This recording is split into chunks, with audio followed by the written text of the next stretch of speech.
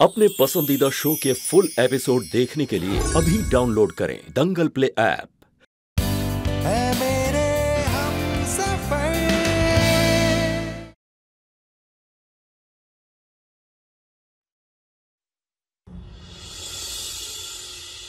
ना सामान बांधा है ना तैयार हुई है। बात की है विधि? बात यह है कि विधि के लिए अब उस घर में कोई जगह नहीं। ये क्या कह रहे हैं आप भारती जी? ये बात आपकी बेटी ने आपको बताई नहीं क्या?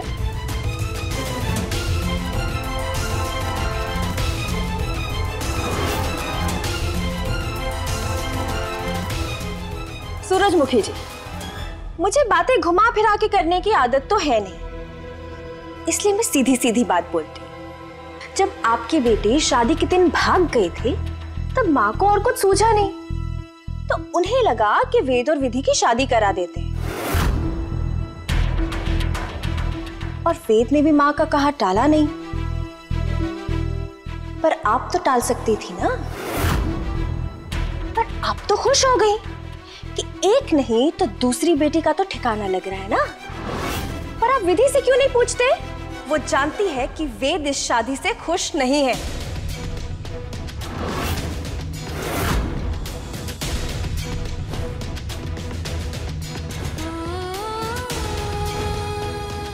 मजाक तो मैं बन गया हूँ माँ, बहुत बड़ा मजाक।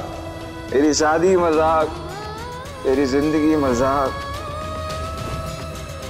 मैं कल नहीं आ पाऊंगा आपको लेने, सॉरी।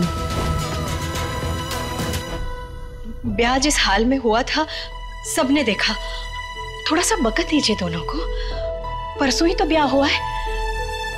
समय के साथ साथ क्या होगा? समय के साथ बबूल के पेड़ पर आम उगाएंगे क्या? ये रिश्ता कभी भी फलेगा नहीं आंटी जी। धोखा हुआ है मेरे भाई के साथ। उसे सपने दिखाए गए थे चांद के और पकड़ा दिया गया एक खोटा सिक्का।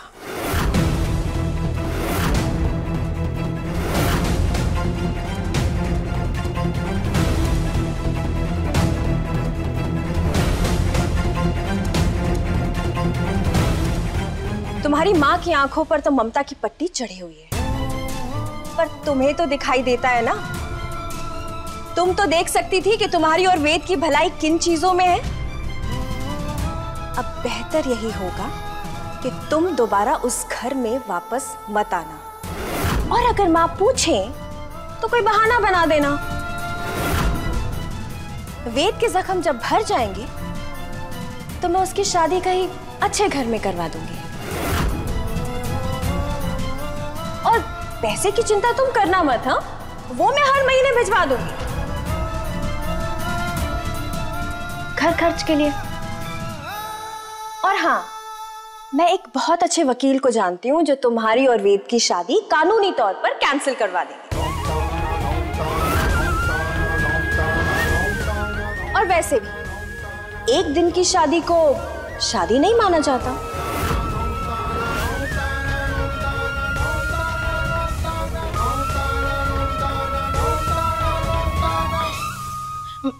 मारे को ये सारी बातें थारे से सुननी कोनी भारती जी। प्रतिभा जी ने खुद विधि को पसंद किया था और वेद जी ने इसके साथ फेरे लिए थे। वो खुद आकर यहाँ कहे कि उन्हें ये रिश्ता निभाना है कि ना है। आपको ये बात समझ में नहीं आ रही है क्या सूरजमुखी जी, कि वेद अब आपकी इस टूटी फूटी लड़की को लेने यहाँ नहीं आ रहा? ये बात आपकी बेटी ने आपको बताई नहीं क्या?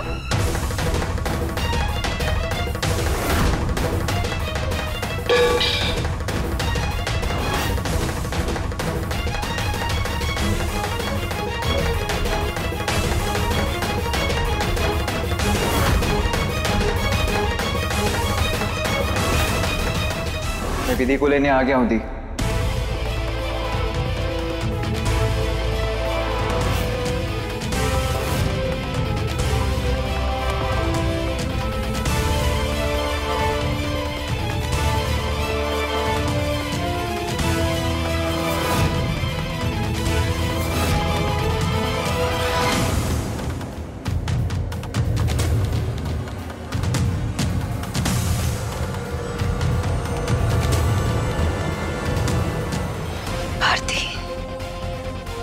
अपनी समझ से तुम्हें बहुत संस्कार दे रही थी, पर गठबंधन का मोल समझाना शायद भूल गई।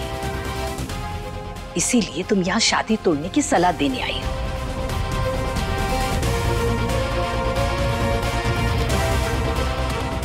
मैंने आपसे कहा था ना कि ये माँ और मेरे बीच की बात है, तो आप क्यों यहाँ? ये बात तो तूने शादी के दिन पर भी कही थी ना लड्डू। और कल तू सड़क पर शराब के नशे में धुत पड़ा हुआ था।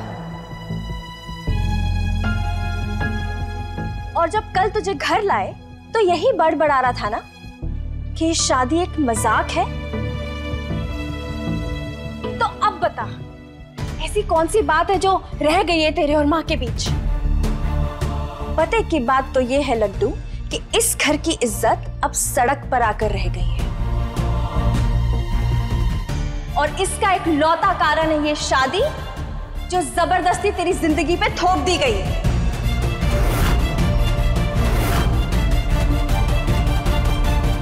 दी, अभी आप जाइए, हम बाद में बात करेंगे इस बारे में। नहीं लड्डू, हम अभी बात करेंगे, यही बात करेंगे ना। मैं तुझे अपनी जिंदगी ऐसे नर्क में झोंकते हुए नहीं देख सकती। माँ ने जो किया वो किया, जिस कारण से किया वो माँ जाने। पर मैं तो तेरी बहन हूं ना, मैं तुझे ऐसे दुख में नहीं देख सकती लड्डू। दी प्लीज। मुझे ना तेरी शादी होने ही नहीं देनी चाहिए थी, पर अब भी देर नहीं हुई है लड्डू। ये आधी अधूरी लड़की तेरी पत्नी कहलाने के लायक नहीं है।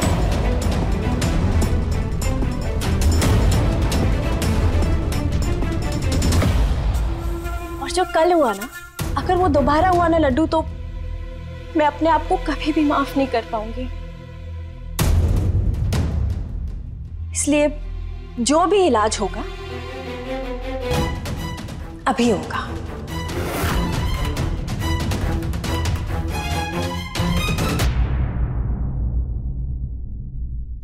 निकालिए मंगलसूत्र।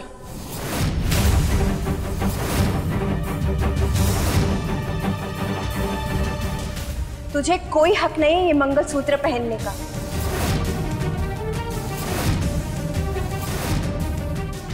वे तुझसे प्यार नहीं करता, तुझे अपनी पत्नी नहीं मानता।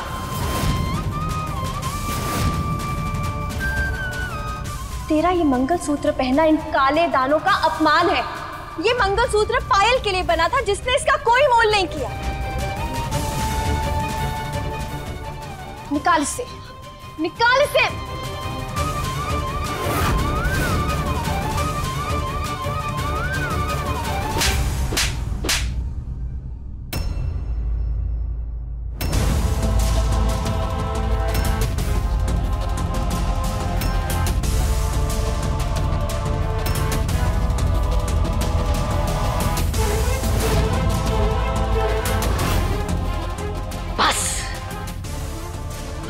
बहुत हो गया। एक बात कान खोलकर सुन ले, विधि मेरी बहू है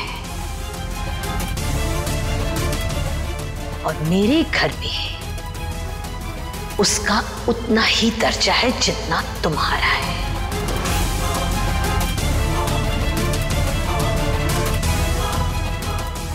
ये बात मत भूलना। नहीं भूलूंगी माँ, ये बात मैं कभी नहीं भूलूंगी। लेकिन आप भी एक बात याद रखिएगा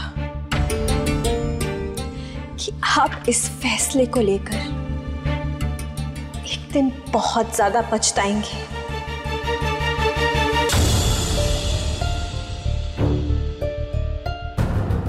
और आज के बाद विधि को अपने घर की बहू के दर्जे के साथ साथ अपनी जिंदगी में उसे अपनी बेटी का भी दर्जा दे ही दीजिए।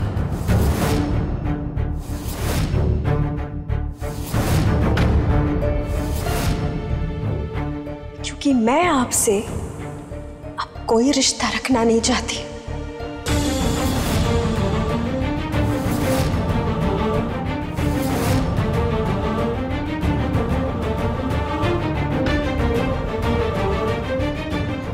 आपकी शक्ल भी नहीं देखना चाहती।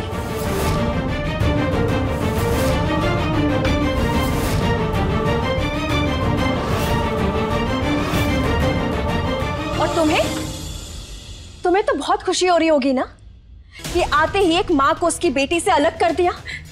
नहीं दीदी, खबरदार, खबरदार जो तुमने अपनी गंदी जुबान से मुझे दीदी कहा तो। ये पूरा कोठारी परिवार तुम्हें बहू के रूप में जरूर स्वीकार कर ले, लेकिन मैं तुम्हें वेद की पत्नी के रूप में कभी भी स्वीकार नहीं करूंगी।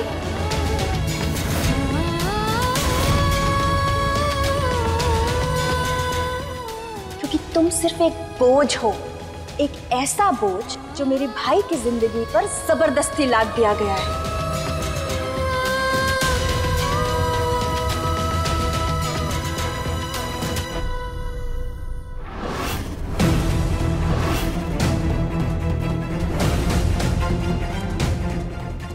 दी दी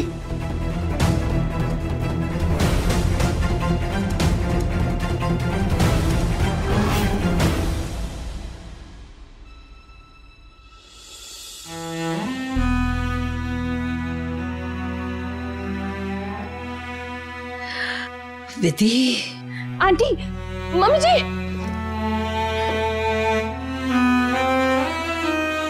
मम्मी जी आप ठीक तो है ना?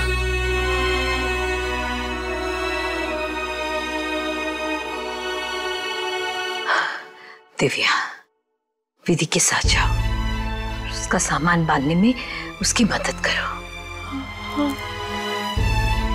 हम आज ही विधि को विदा करके ले जाएंगे। जी।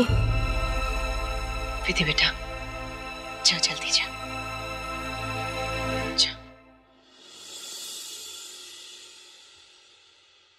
सूरजमुखी जी। जी। मुझे आपसे जरूरी बात करनी है। अब क्या जरूरी बात करनी है मम्मी जी को अपनी समधन से?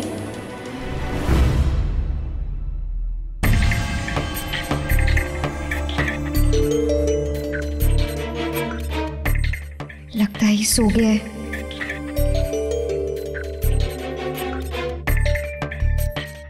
दरवाजे पर ताला भी नहीं है।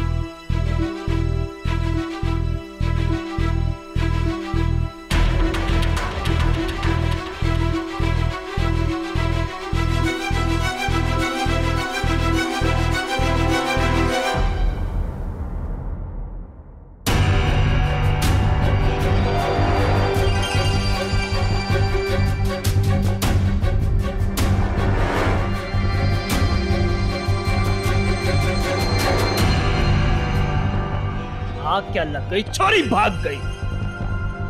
भाग कर ज्यादा दूर नहीं गई होगी, वो आसपास ही होगी। वो एक काम कर, तू यहां जा, मैं वहां जाता हूं।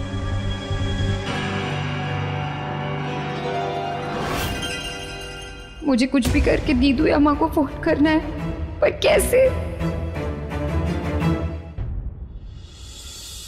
माफ कीजिएगा समधन जी, हमारी वजह से थारा थारी बिटिया के साथ। नहीं नहीं, आप माफी मत मांगिए समधन जी, माफी तो मुझे मांगनी चाहिए। भारती के बर्ताव से मैं बहुत शर्मिंदा हूँ। सच में हमारी विधि ने पिछले जन्म में मोती दान किए होंगे, जो थारी जैसी सास मिली। आपने खुद कहा था ना समधन जी कि कोई पिछले जन्म का नाता है मेरा और विधि के साथ।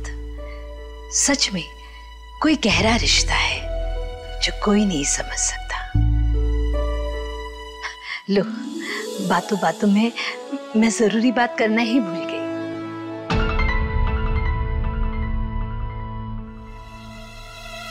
विधि, मैं हेल्प करूं? कोई बात नहीं भाभी।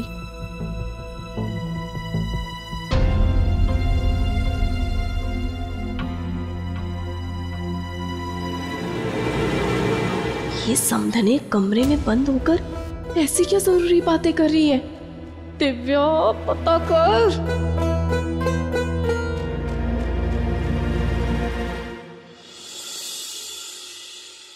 वेट जी, भारती दीदी बहुत गुस्से में थी। मैंने रोकने की कोशिश की पर वो नहीं रुकी।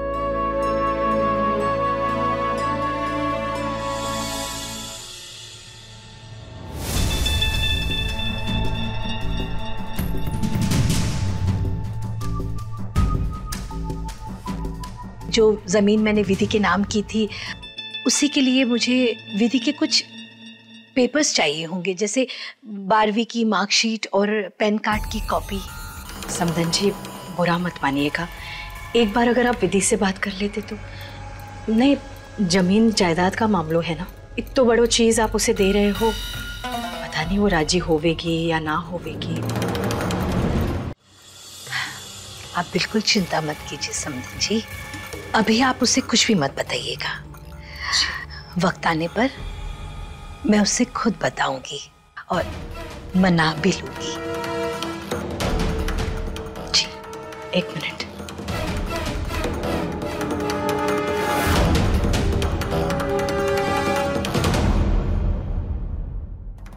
ये लीजिए।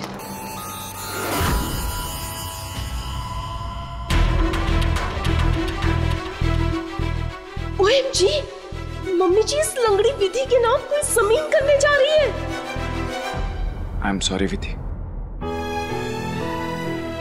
मैं इसे शराब पी कर आ गया, तुम्हारी बेइज्जती की। पता नहीं क्या कुछ कह दिया होगा तुमसे।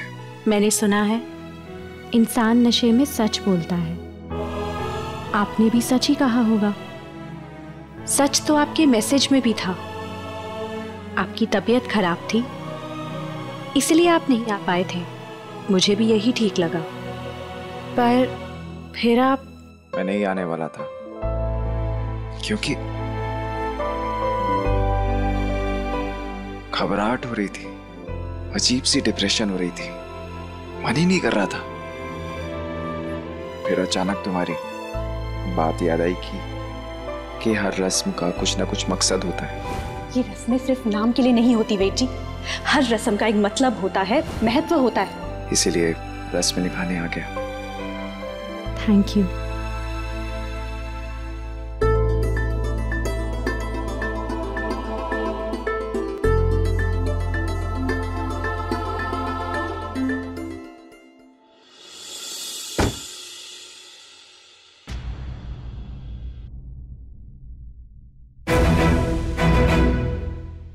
चले मम्मी जी।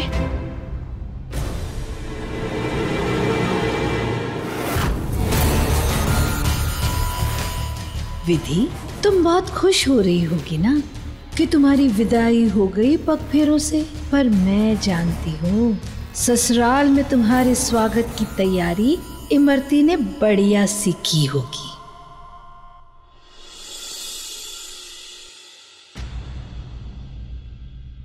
दिव्या, जाओ विधि का सामान उठाओ, घर नहीं चलना है। हाँ।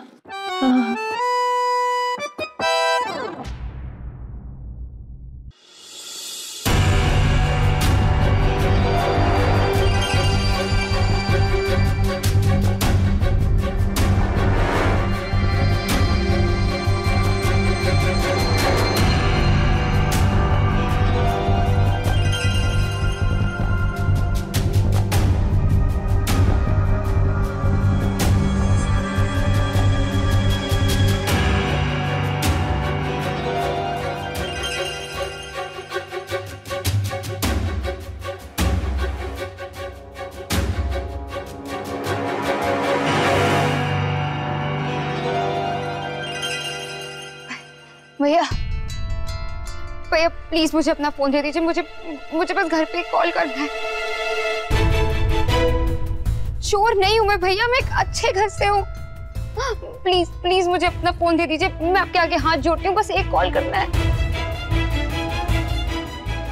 प्लीज भैया प्लीज।